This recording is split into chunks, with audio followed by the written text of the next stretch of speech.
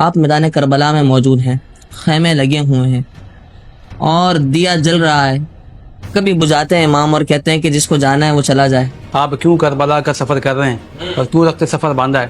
اس کے پیچھے علماء نے بہت ساری وضاحتیں نقل کی ہے. طبقات ابن سعد نے لکھا کہ اس کی بہت ساری وجوہات میں سے پہلی وجہ تو یہ تھی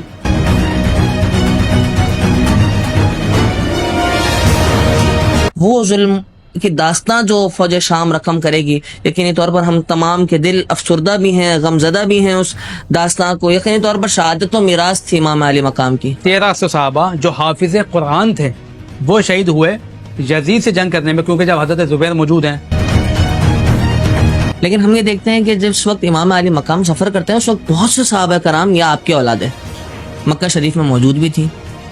تو کیا انہوں نے عقیدے اور نظریات کا تحفظ ضروری نہ سمجھا؟ ہاں دیکھیے، یہ سوال آپ نے کیا تو بہت اچھا ہے حالات کے تناظر میں، لیکن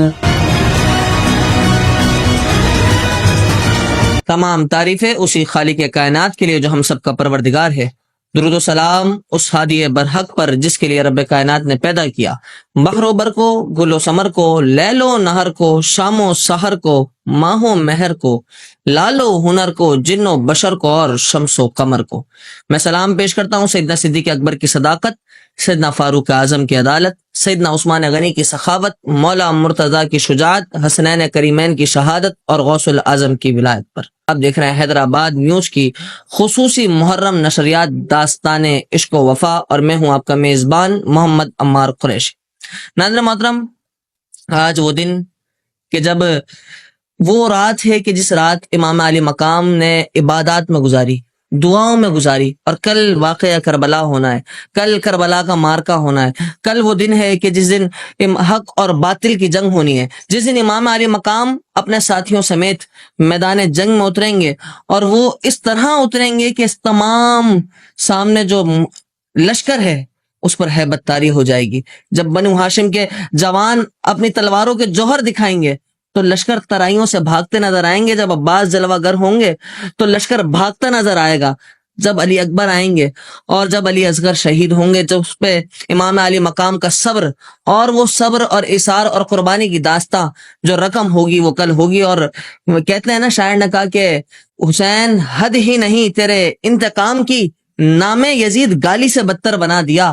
اور حسین لفظ ہا سین یہ نون، حق کو سلامتی ہو یقین و نماز کو، ہے سین یہ نون. حسین حق کو سلامتی ہو یقین و نماز کو، یکجا اگر کریں تو نتیجہ حسین ہے، یکجا اگر کریں تو نتیجہ حسین ہے. آج جس موضوع پر ہم گفتگو کریں گے وہ ہے واقعہ کربلا کے محرکات. اور جس موضوع پر گفتگو کرنے کے لیے آج ہمارے ساتھ جو شخصیت موجود ہیں، یقینی طور پر کل آپ نے ہمیں اپنے بہترین دلائل سے صحابہ اور اہل بیت کی آپسی محبتیں بتائیں، اور آج آپ واقعہ کربلا، اس کا پس منظر اور اس حوالے سے آج آپ ہمارے ساتھ گفتگو کریں گے. میری مراد شہر حیدرآباد کا ایک مایہ ناز نام، ممتاز عالم دین محترم جناب علامہ ارسلان قادری صاحب. ہم آپ کو بھی آج دوبارہ سے پھر آپ کا شکر گزار بھی اور خوش آمدید بھی کہتے ہیں حیدرآباد نیوز کی اس خصوصی اور منفرد نشریات داستان عشق و وفا. علامہ صاحب، جیسا کہ آج وہ رات ہے کہ جس رات امام علی مقام حضور کے نواسے جگر گوشہ بطول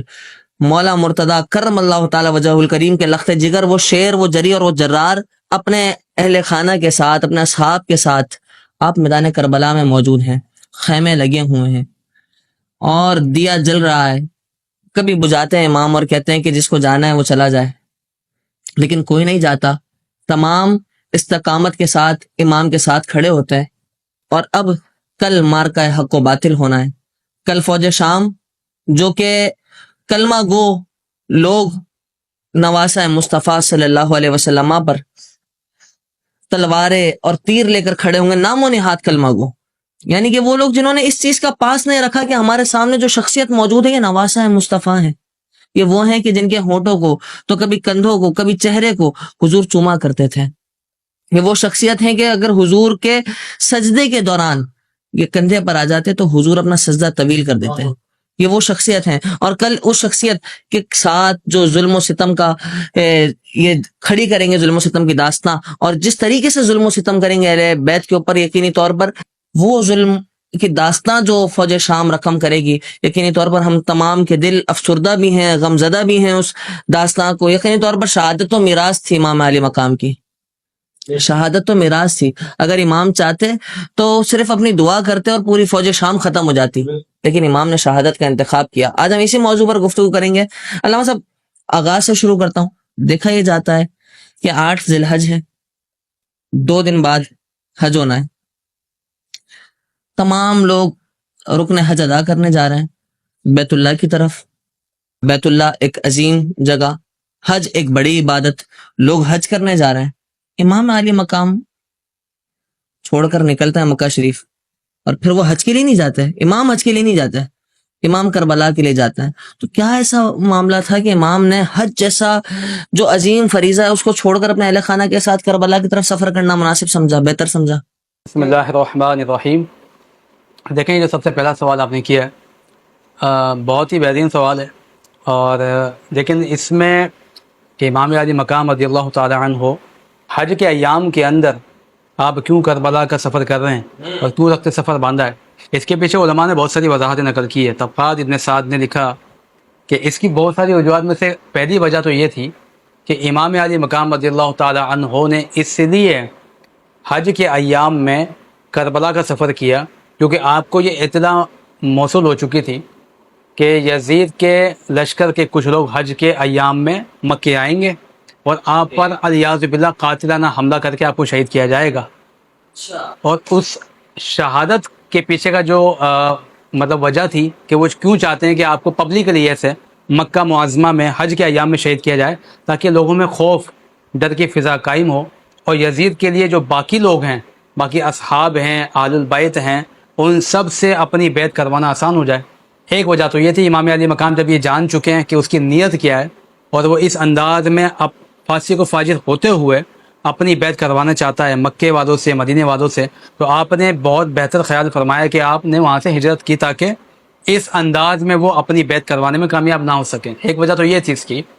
اس کے بعد دوسری جو وجہ علماء نے بیان کی کہ امام علی مقام رضی اللہ تعالی عنہ نے اپنی جان پر مکہ معظمہ کی حرمت کو فوقیت دی، اس لیے کہ اگر آپ کو قاتلانہ حملہ کر کے شہید کیا جاتا ہے یا الیاذ باللہ زخمی کیا جاتا ہے تو مکہ معظمہ میں حرم میں خون بہایا جائے گا، اور اس وجہ سے مکہ معظمہ کا جو اس کا تقدس ہے، اس کی جو حرمت ہے وہ پامال ہوگی. تو آپ نے اس سے محفوظ رکھنے کے لیے بھی سفر کیا. اور علماء نے یہ بھی بیان کیا اس کے ساتھ کہ آپ نے حج کے لیے احرام نہیں باندھا تھا اس وقت، کیونکہ بعض اوقات یہ ہوتا ہے نا، لوگ سمجھتے ہیں کہ جی حج کے لیے احرام جب باندھ دیا تو اب اگر آپ وہ احرام کھول دیں گے تو وہ دم لازم آئے گا. تو علماء نے یہ بھی کہا کہ آپ نے حج کے لیے احرام نہیں باندھا تھا، آپ کی نیت عمرے کی تھی اور وہ ظاہر عمرہ وغیرہ کا معاملات مکمل ہو چکے تھے. اور امام علی مقام کا ایک خطبہ ہے جو کہ اہل تشیع نے بھی نقل کیا بہار الانوار کتاب میں.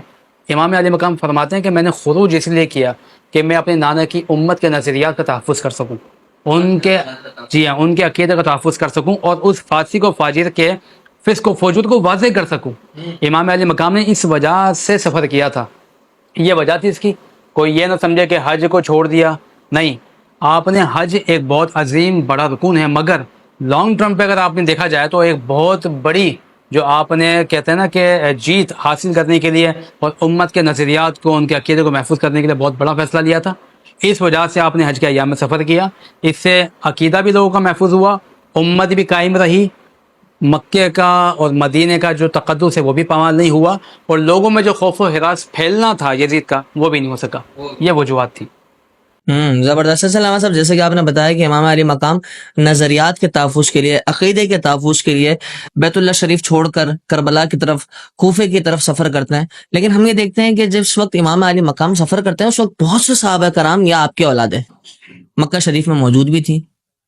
تو کیا انہوں نے عقیدے اور نظریات کا تحفظ ضروری نہ سمجھا یا امام کے ساتھ جانا بہتر نہ سمجھا؟ امام کا اس وقت، جس وقت امام اپنے اہل بیت کے ساتھ اور اپنے چند صحابہ کے ساتھ جاتے ہیں اور کوفے کی طرف سفر کر رہے ہوتے ہیں، اور وہاں پر مارکہ کربلا جیسا ایک عظیم مارکہ اور ایک بڑا مارکہ ہو جاتا ہے اور وہاں پر اہل بیت شہید ہو جاتی ہے، تو کیا وہ صحابہ جو ہیں انہوں نے نہیں سمجھا کہ ہم بھی امام کے ساتھ جائیں اور وہ واقعہ کربلا اور مارکہ کربلا میں شریک ہو؟ ہاں دیکھیے، یہ سوال آپ نے کیا تو بہت اچھا ہے حالات کے تناظر میں، لیکن یہ سوال ذہن میں آ سکتا ہے کہ امام حسین رضی اللہ تعالیٰ عنہ نے جب سفر کیا مکے سے اور ظاہر حج کے ایام تھے تو صحابہ کی ایک تعداد جو اس وقت حیات ہے باقاعدہ تو وہ موجود ہوگی وہاں پہ، وہ ساتھ کیوں نہیں گئی؟ تو اس کی وجہ سب سے پہلی تو یہ ہے کہ امام علی مقام رضی اللہ تعالیٰ عنہ نے سفر کیا کن لوگوں کے ساتھ تھا؟ اہل البیت کے ساتھ، خواتین کے ساتھ، بچوں کے ساتھ. ان کا انداز ہی یہ بتا رہا ہے کہ آپ کی نیت جنگ کی نہیں تھی، آپ جنگ کے ارادے سے نہیں گئے تھے. جنگ کے ارادے سے آپ جاتے ہیں اور پھر صحابہ ساتھ نہ جاتے تو آپ پھر یہ سوال آپ کا بنتا تھا کہ صحابہ نے ایسے حالات میں بچوں کے ساتھ ان کو چھوڑا کیوں؟ لیکن جب آپ بچوں کو لے کے جا رہے ہیں، خواتین کے ساتھ جا رہے ہیں، تو آپ کی نیت جنگ کی تو نہیں ہے. آپ کیوں جا رہے تھے؟ کیونکہ کوفیوں نے آپ کو خطوط لکھے ہیں، بارہا آپ کو بلایا. ایک روایت تاریخ کی یہ ملتی ہے کہ کم و بیش 40,000 سے زیادہ خطوط آپ کو ملے ہیں کہ آپ یہاں پہ آئیں، ہم آپ کی بیعت کریں گے یزید کے خلاف، یہ یزید کی بیعت ہم نہیں کرنا چاہتے. یہ بھی جو ہے نا بات آپ کے جو ہے سامنے تھی. اس وجہ سے آپ نے جب سفر کیا تو صحابہ ساتھ نہیں گئے. پھر ایک سوال یہ کھڑا ہوتا ہے یہاں پہ کہ جو امام علی مقام کے ساتھ لوگ گئے تھے اور کربلا کے میدان میں موجود تھے، وہ کیا سارے کے سارے اہل البیت سے تعلق رکھتے تھے؟ ان کی تعداد کتنی تھی؟ تو بڑی ذمہ داری کے ساتھ یہ بات میں عرض کر رہا ہوں کہ ان میں خاندان بنو ہاشم کے جو لوگ ہیں، جو نفوس ہیں، ان کی تعداد 72 میں سے 19 تھی. باقی جتنے تھے وہ سب صحابہ تھے. یعنی کم و بیش 54 کے قریب بنتے ہیں ایسے لوگ، 54 یا 53 کے قریب تعداد بنتی ہے جو صحابہ کی تھی. باقی سارے اہل البیت ہیں. تو 72 کے 72 اہل بیت نہیں تھے، صحابہ ہی تھے. پھر جب وہاں جانے کے بعد کوفیوں نے آپ کے ساتھ بے وفائی کی ہے اور آپ کی شہادت ہو گئی ہے حالت مظلومیت میں، اور آپ کے خاندان کو پورا شہید کیا گیا، اس کے بعد مقام ہرا پہ باقاعدہ صحابہ نے ہی یزید کے خلاف جنگ کی تھی. اور 1300 صحابہ جو حافظ قرآن تھے وہ امام علی مقام کے خون کے بدلے میں جو جنگ کریں اس میں شہید ہوئے تھے. 1300 صحابہ جو حافظ قرآن تھے وہ شہید ہوئے یزید سے جنگ کرنے میں، کیونکہ جب حضرت زبیر موجود ہیں، مکہ معظمہ پہ چڑھائی کی جاتی ہے تو صحابہ نے اس سے جنگ کی. مکے کے حدود کے اندر داخل ہونے سے پہلے کہ اس سے جنگ کی جائے، لیکن وہ داخل ہو گئے. تو آپ نے کہا اس سے پہلے کہ یہ مکے کا تقدس پامال کریں اور یہ بیعت کریں، اور انہوں نے امام علی مقام کے ساتھ ایک بدسلوکی کی ہے، ان کو شہید کیا، ان کے خاندان کو شہید کیا ہے، تو صحابہ نے اس بدلے کے لیے باقاعدہ جنگ کی. 1300 صحابہ تو امام علی مقام کے بدلے کے لیے شہید ہوئے جو حافظ قرآن تھے. تو ایسا کانسیپٹ کہیں نہیں ملے گا آپ کو. یہ تو ایک بنائی ہوئی بات ہے کہ جب امام علی مقام جا رہے تھے تو صحابہ ساتھ نہیں تھے، یا وہ کیوں نہیں گئے، انہوں نے جانے کیوں دیا. بات یہ تھی کہ آپ کو باقاعدہ جب خطوط آ گئے تو اب آپ بروز قیامت، میرا ایمان میرا عقیدہ کہتا ہے کہ آپ بروز قیامت یہ عذر پیش کر سکتے ہیں کہ مولا مجھے تو خطوط آئے تھے تو میں گیا تھا. کل کو وہ لوگ بھلے وہ بے وفائی کرنے والے تھے، ان کی نیت میں کھوٹ تھا، لیکن وہ یہ کہتے تھے کہ ہم جب یزید نے ہمیں بیعت کے لیے مجبور کیا، ہم نے تو امام علی مقام کو بلایا تھا. تو امام علی مقام نے کہ عذر بیان نہ کر سکیں وہ، اس لیے بھی سفر کیا. تو آپ یہ دیکھیے کہ آل بیت جب گئے ہیں تو صحابہ نے چاہے ساتھ جا رہے ہوں یا پیچھے سے بدلہ دیا ہو، صحابہ نے ساتھ نہیں چھوڑا. صحابہ اور آل بیت یہ دونوں ایک ساتھ رہیں. ان کا تعلق جو میں نے آپ کو پہلے بھی ٹرانسلیشن میں بتایا بہت اچھا رہا. تو ایسا نہیں ہے، یہ بنائی ہوئی بات ہے بالکل کہ لوگ یہ سمجھے کہ الیاذ باللہ دو الگ الگ صف کے تھے. نہیں، دو الگ صف کے لوگ وہ تھے جو کربلا میں تھے. اذان بھی ہو رہی تھی، کلمہ بھی پڑھتے تھے، نمازیں، لیکن جماعتیں الگ تھی. تو کلمہ پڑھ کے بھی الگ ہونے والے کربلا میں موجود تھے، لیکن اذان دینے والے، نماز پڑھنے والے، اور جو اذان نماز وہاں ادا کی جا رہی ان کا بدلہ لینے والے وہ یہاں رہ کر بھی ان کے ساتھ تھے. بتایا یہ جا رہا ہے حسینی نماز الگ ہے اور یزیدی نماز الگ ہے. جی ہاں جی ہاں، بالکل. نماز جو ہے نا یہ حق و باطل کا، اس سے کچھ لوگ یہ بھی کہتے ہیں کہ حق و باطل کا فیصلہ آپ کی عبادت سے نہیں ہوتا، آپ کے معاملات تعلقات سے ہوتا ہے. تو جو وہاں موجود ہیں امام کے ہوتے ہوئے بھی کسی کو امام بنا کے نماز پڑھ رہے ہیں، ان کی نماز کا کیا عالم ہوگا؟ اور کچھ لوگ وہ ہیں جو مکے میں بیٹھے ہیں لیکن امام کی شہادت کی خبر ملتی ہے تو اپنی جان دے دیتے ہیں، ان کا بدلہ لیتے ہیں. تو تعلقات مضبوط رہنے کے لیے ساتھ ہونا لازم نہیں ہوتا. فزیکلی آپ دور رہ کے بھی تعلقات نبھا سکتے ہیں، اور اگر ساتھ آپ کا تعلق نہیں ہے، ایک میدان میں ہوتے ہوئے بھی 2 اذانیں، 2 جماعتیں، دونوں کلمہ پڑھنے والے ہیں، لیکن ایک طرف ہزاروں کی تعداد ہے، ایک طرف 72 کی تعداد ہے، اور اللہ رب العزت کو یہ 72 قبول تھے انہی کی نماز. اس سے معلوم یہ ہوا کہ اللہ تبارک و تعالیٰ کوانٹٹی نہیں دیکھتا ہے، کوالٹی دیکھتا ہے. اللہ رب العزت تعداد نہیں دیکھتا ہے، اللہ رب العزت معیار دیکھتا ہے. تو 72 معیاری تھے، اللہ کی بارگاہ میں قبول تھے. اور آپ دیکھیے کہ ان کی اس قربانی کے بعد آج اسلام باقی ہے، اسلام زندہ ہے، اور اسی وجہ سے ہم آزادی کے ساتھ کلمہ پڑھ سک رہے ہیں. اگر امام علی مقام نے اس زمانے میں اس وقت رخصت کا رستہ اختیار کیا ہوتا تو آج کے زمانے میں لوگ جو بھی حکومت وقت فاسق فاجر ہوتی، امام علی مقام کے اس عمل کو دلیل بنا کر وہ ان کی بیعت کر لیتے، وہ ان کی بات مان لیتے، ان کی تقلید کر لیتے، ان کے عمل کی تائید کرتے ہیں. لیکن امام کے پاس رخصت کا راستہ ہوتے ہوئے بھی آپ نے عزیمت کا راستہ اختیار کیا تاکہ قیامت تک کے لیے دلیل بن جائے کہ جب بھی یزید وقت کا کبھی بھی ایسا آ جائے آپ کے ملک میں، آپ کے شہر یا صوبے میں، جو اسلام کے تقدس کو یا اسلام کی حدود کو پامال کرے، تو آپ نے اس کے خلاف علم جہاد بلند کرنا ہے اور اس کی بیعت نہیں کرنی ہے. جب بھی ضمیر کے سودے کی بات ہو ڈٹ جاؤ حسین کے انکار کی طرح. اللہ اکبر. ڈٹ جاؤ حسین کی انکار کی طرح. سلامہ صاحب یہ بھی دیکھتے ہیں کہ واقعہ کربلا ہوتا ہے اور امام علی مقام کربلا پہنچتے ہیں، اور کل کا وہ دن ہے، پانی ویسے ہی بند ہوا ہوا ہے. 7 محرم الحرام، 8، 9 اور یہ پانی بند ہے. 10 محرم کل آنی ہے، اور کل کا دن ہے کہ جس میں شہزادہ علی اصغر شہید ہوں گے اور شہزادہ علی اکبر شہید ہوں گے. حضرت عباس علمدار پانی لینے جائیں گے اور وہ شہید ہوں گے. تو میں یہ پوچھنا چاہوں گا کہ وہ بنو ہاشم کے وہ چشم و چراغ کہ جن کو دیکھ کر دشمن ہیبت میں آ جاتا ہے، اللہ جن کو اکبر. دیکھ کر دشمن بھاگتا ہے، کیا وہ شہادت کے منظر ہوں گے؟ اور وہ کیا امام حسن کا ایک تعویذ تھا جو کہ آپ کے صاحبزادے نے کھولا تھا؟ اس حوالے سے واقعہ بتائیں. اللہ اکبر.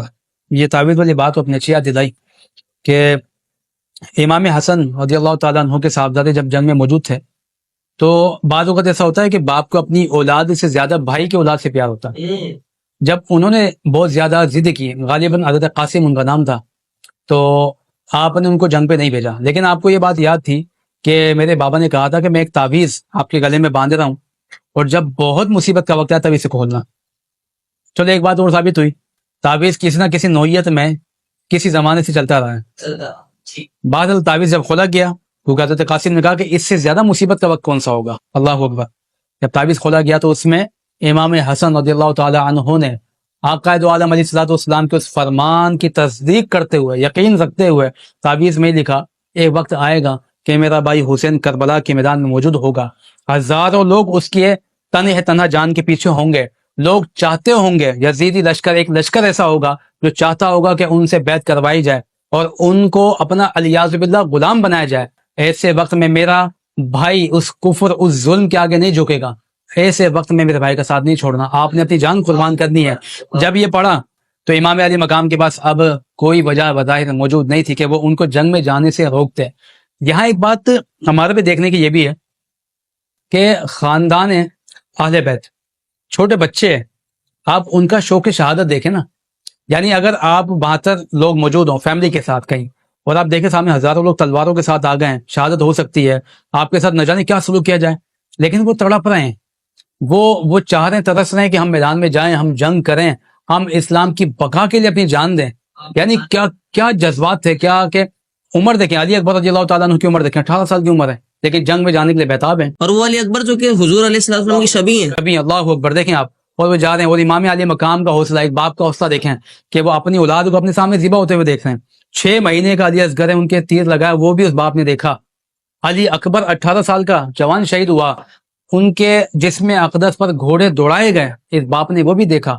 اور جب ایک ایک شہادت ہوتی گئی تو اللہ کی بات اگر میں پیش کرتے کہ مولا تیری رضا کے لیے یہ بھی ہے، تیری رضا کے لیے یہ بھی ہے، وہ دیتے گئے ایک کے بعد ایک قربانیاں. اور آخر میں پھر آپ جاتے ہیں، اور آپ جانے کے بعد پھر امت کو یہ پیغام ہے، جب سارے معاملات ہو گئے اور جب آپ کو الیاذ باللہ گھوڑے سے گرا دیا گیا، تب بھی آپ سجدے کی حالت میں اپنی گردن کٹا کر اسلام کا وہ پیغام جس کے لیے آپ نے وہاں سفر کیا تھا کہ یہ سر جھکے گا تو خدا کے سامنے، تو جب کٹا تب بھی سر جھکا خدا کے سامنے، یہ پیغام دیا.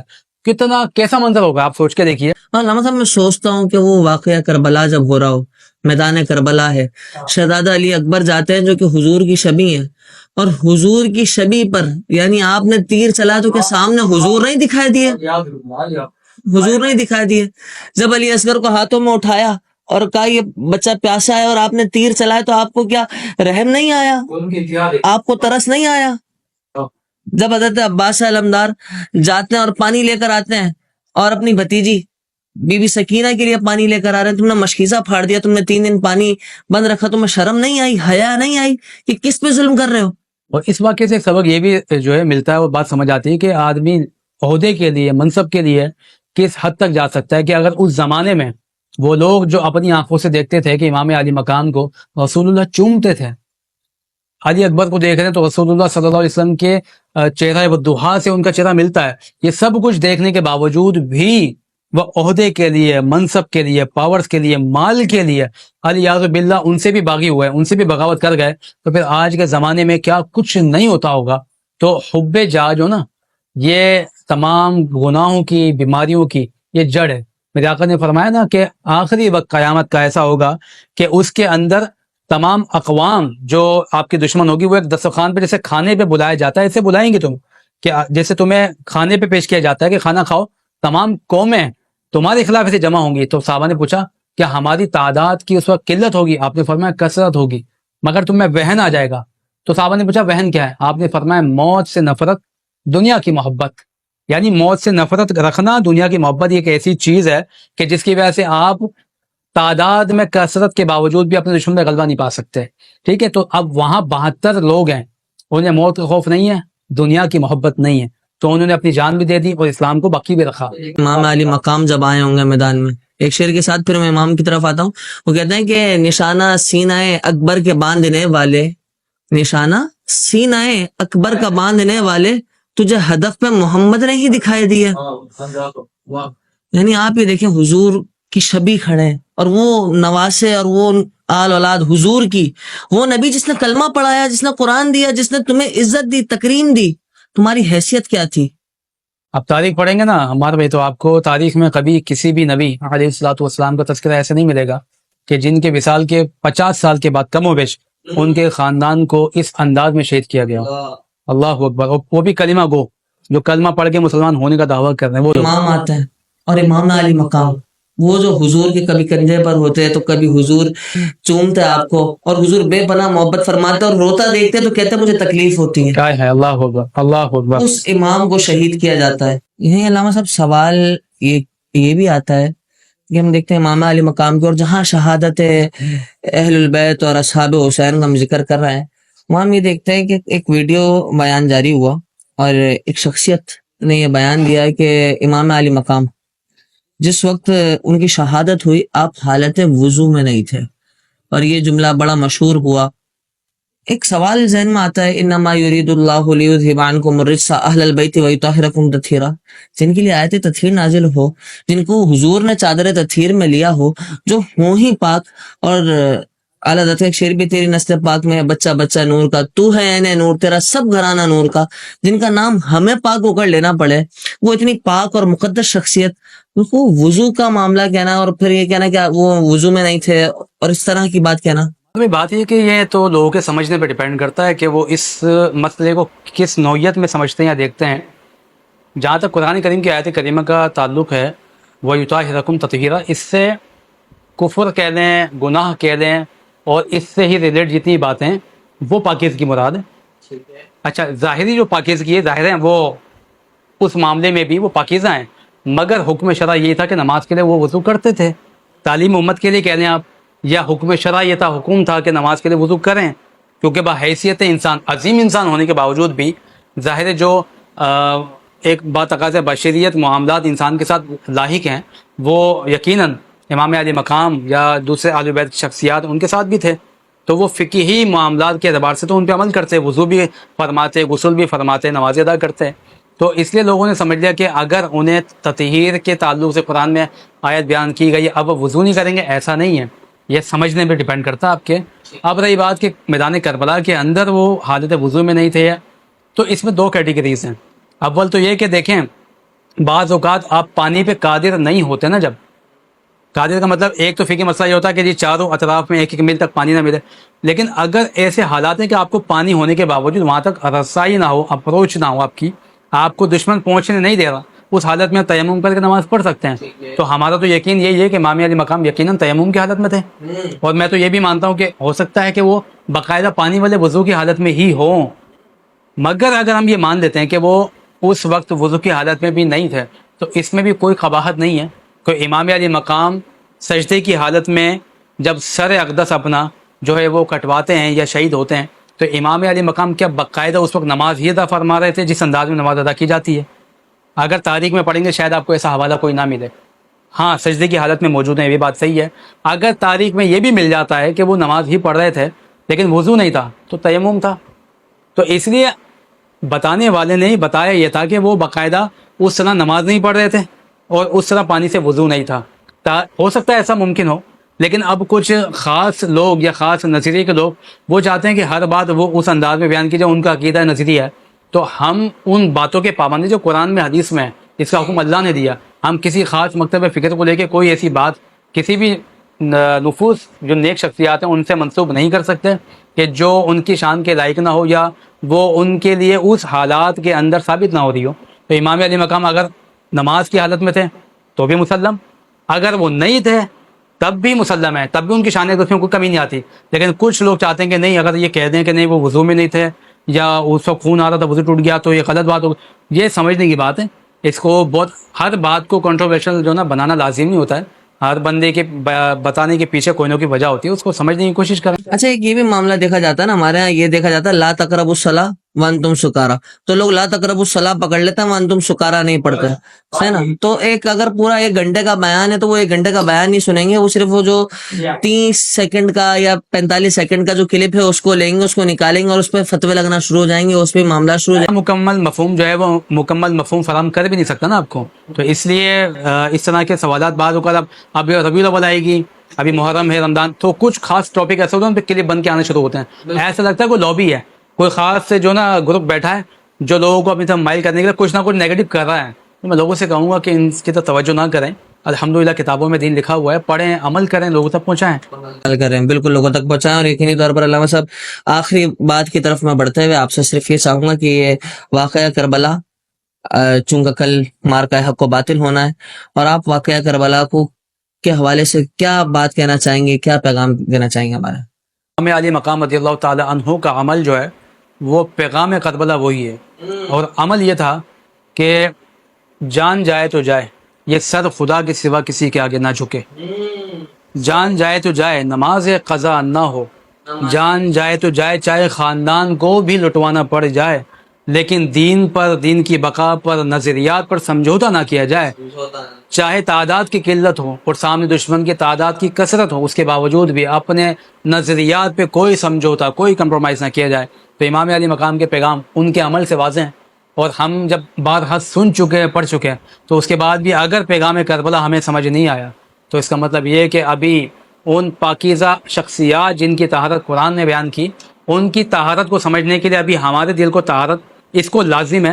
جب یہ طہارت پا جائے گا نا تو پھر ہم ان کے پیغام کو سمجھ پائیں گے. بالکل بالکل, ہم جب بھی اس پیغام کو سمجھ پائیں گے جب ہمارا دل صاف ہو, ہم ان کے نظریات اور عقائد پر اسی وقت پورا اتر سکیں گے, اور اسی وقت ان کے عقائد اور تعلیمات کو فالو کر سکیں گے, اس پر عمل کر سکیں گے, جب ہم اپنے آپ کو ان کے سامنے اپنے دل کو صاف کر کے, اپنے ذہن کو صاف کر کے, ان کی تعلیمات سیکھ کر, صحیح معنوں میں ان کی تعلیمات لے کر جب ہم معاشرے میں نکلیں گے تو آپ دیکھیں گے علامہ صاحب کیا تبدیلی پاکستان میں آنی ہے, اور کیا پورے ملک میں, اور کیا پوری دنیا میں آنی ہے. اور پوری دنیا آپ صرف جب انقلاب, اور کہتے ہیں جیسے مولانا شاہ مولانا صدیقی علیہ الرحمہ کا جملہ تھا کہ یہ صدی غلبہ اسلام کی صدی ہے, تو وہ غلبہ اسلام کی صدی اسی صورت میں ممکن آئے گی جب ہم تعلیمات اصحاب اور اہل بیت کو سیکھیں, سمجھیں, پڑھیں اور اس کو آگے پہنچائیں. ایک چھوٹی سی بات عرض کرنا چاہتا ہوں کہ جو بھی آج کے زمانے میں کوئی بھی مسلمان دنیا میں کسی بھی حالت میں, خاص کر کے فلسطین کے واقعے سامنے, اگر حالت مظلومیت میں ہے, اس کے ساتھ ظلم ہو رہا ہے, تو اس کو کہیں نہ کہیں غیبی انداز میں امام علی مقام رضی اللہ تعالیٰ عنہ کی مدد اور ان کی سپورٹ, ان کی حمایت لازماً ملتی ہے. نیلسن منڈیلا تو مشہور و معروف شخصیت ہے, اور کم و بیش 32 سال اپنی قوم کے لیے اسے جیل میں گزارے. جب 14 سال مکمل ہو گئے تھے اور اس کے بعد وہ پریشان ہوا, اور اس نے سوچا کہ اب میں اپنے وکیل کو کہتا ہوں کہ بھائی مجھے باہر نکال یہاں سے, میں پریشان ہو گیا ہوں. تو اس نے پوری کتاب لکھی ایک نکلنے کے بعد, اس کی ڈاکومنٹری اردو میں چھپ کے آئی ہے. تو اس میں باقاعدہ اس نے لکھا کہ رات کے ایک پہر کے اندر میں نے دیکھا ایک شخصیت آتی ہے اور آ کے مجھے پاؤں مار کے کہتی ہے کہ جب مظلوم کے لیے کھڑا ہوا ہے تو کھڑا ہو کے رہے. جب وہ کہہ کے جانے لگے تو کہتا ہے مجھ میں ہمت آ گئی کہ پتہ نہیں ایسی کیا بات ہے شخص میں, اس کے جملوں میں تاثیر ایسی ہے کہ میں نے ہمت کی. لیکن میں نے جاتے پوچھا کہ جب اتنی ہمت, اتنا جذبہ مجھ میں بیدار کیے جانے والے, اپنے نام تو بتا کے جاؤ. تو سامنے والی شخصیت کہتی ہے کہ مظلوموں کے لیے کھڑا ہوا ہے اور حسین ابن علی کو نہیں جانتا. یعنی امام علی مقام دیکھیے, غیر مسلم جو مظلوموں کے لیے کھڑا ہوا تھا ان کی بھی حمایت کر جائیں. تو جو مسلمان ہو, جو ان کے مدد پر یقین رکھتا ہو, جو ان کے عقیدے پہ یقین رکھتا ہو, جو ان کی تعلیمات پہ یقین رکھتا ہو, یقیناً ان کی مدد, ان کی حمایت شامل حال ہوگی. تو میں یقین رکھتا ہوں کہ فلسطین کے مسلمان, غزہ کے مسلمان جو, اور باقی اس کے علاوہ جتنے مسلمان اس وقت پریشان ہیں, ان کے ساتھ حالت مظلومیت میں جس طرح بچوں کو شہید کیا گیا, عورتوں کے ساتھ جو زیادتیاں کی گئی ہے, یقیناً خدا کی ذات بھی دیکھ رہی ہے. امام علی مقام جو مظلوم ہے, امام مظلوم جن کو کہا جاتا ہے, وہ دیکھ رہے ہیں. یقیناً آپ کو ان کی حمایت و تائید بھی حاصل ہوگی. آپ اللہ کی ذات پہ ایسا یقین رکھتے ہیں ویسے یقین رکھیں. بہت شکریہ علامہ صاحب آپ کے اس قیمتی وقت کا بھی. اور ناظرین محترم, یقینی طور پر ایک بہت خوبصورت پیغام علامہ ارسلان صاحب ہمیں دے رہے تھے کہ ہمیں حق کے لیے کھڑا ہونا ہے, ہمیں ظالم کے خلاف کھڑا ہونا اور مظلوم کی آواز بننا, اور سب اہل ایمان نے مل کر کہنا ہے کہ حسین آپ سے سیکھا ہے بولنا میں نے, سو ظلم دیکھ کر خاموش رہ نہیں سکتا, میں جوئے علم میں غوطہ زنی کا قائل ہوں, سو ستھے آپ پہ چپ چاپ بہ نہیں سکتا, اور حسین آپ سے عیسیٰ صفت کے ہوتے ہوئے ان عطائیوں کو مسیحا کہہ نہیں سکتا, اور ہر ایک زخم عداوت میں سہ رہا ہوں مگر ترے حسین سے میں دور رہ نہیں سکتا, ترے حسین سے میں دور رہ نہیں سکتا. ناظرین محترم, حاضر ہوں گے کل پھر عاشور کے دن اور واقعہ کربلا کے بعد کے منظر جانیں گے. جب تک کے لیے اپنے میزبان عمار قریشی اور علامہ ارسلان قادری کو دیجیے اجازت. اللہ نگہبان.